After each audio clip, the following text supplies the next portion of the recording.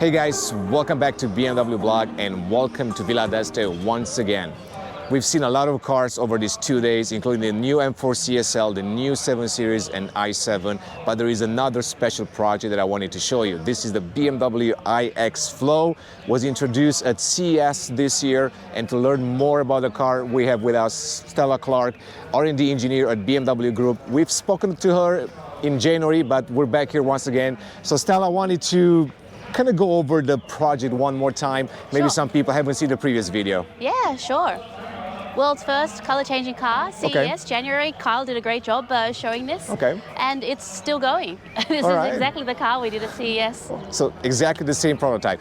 We made 3 cars. This is the one from CES. Okay, so how does the technology work?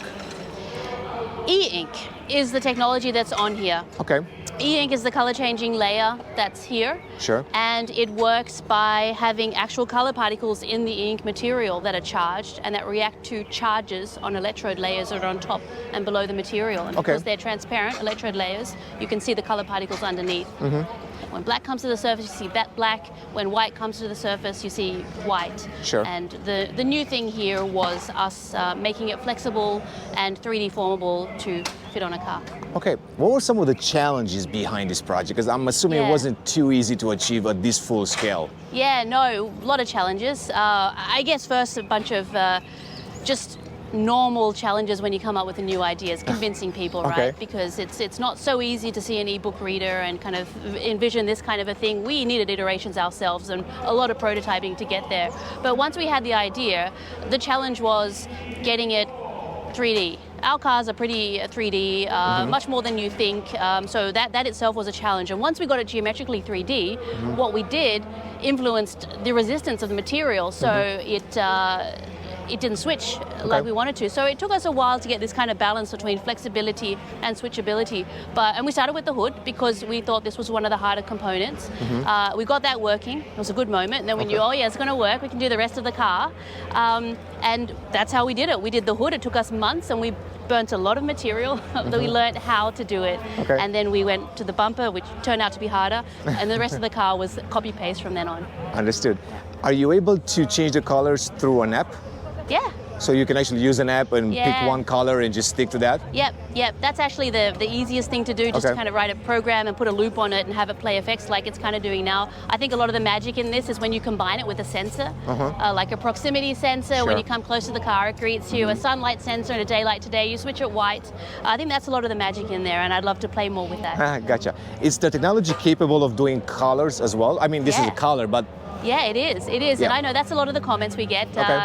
Not real color, only shades of gray. I get it. It is a color Yeah. still. Yeah, well, let's leave that open. But yeah, I understand. So it does come in different colors. monochromatic, I want to say. Monochromatic, that's good. Yeah, Exactly. I'll take that one. Right, and black and white are colors. So let's leave it to the side. Sure. So no, it does come in different colors. Okay. That are readily available, and it also comes in full color, Okay. so that you don't only have 2 color particles in the color changing layer, but that you have 4 particles that mix around and make Sure. in a RGB kind of a way whatever color you want. Gotcha. So what are some of the use cases that you might see in the future that someone might want to have this technology on their car? Well, the use cases, I think, first information. I drove an i4 down here from Munich to Villa d'Este, and when you want to see if your car's charging, you've got to kind of sneak over to the driver's seat, have a Sure. look inside and see how. It would be so much easier to just show it on the exterior of the car. So I think information, charge status, cleanliness status, is this my car? If it's a car sharing thing, it just makes life easier Sure. to have that information there. So I still love the information use case. The color as a light reflection, as sunlight reflection for for temperature purposes. Sure. Like today, you switch it white to keep it cool. It's obviously not the main effect of Yeah. of cooling the car. There are many other effects, but it's something that does influence Sure. the energy within a car. Gotcha. And but I think what we've seen since CES, the big trump is aesthetics and it. being able to customize on any given day how your car looks. Yeah. Is it fair to assume that in order to put this into production, some new laws may have to be put in place or regulations be changed? Yeah. Because that was one of the main comments that we saw. Yeah. Basically, people are saying, well, you know, the police, you know, is not going to be able to identify the car. It's used for bank robberies. Yeah. They were quite funny, actually. Yeah, funny.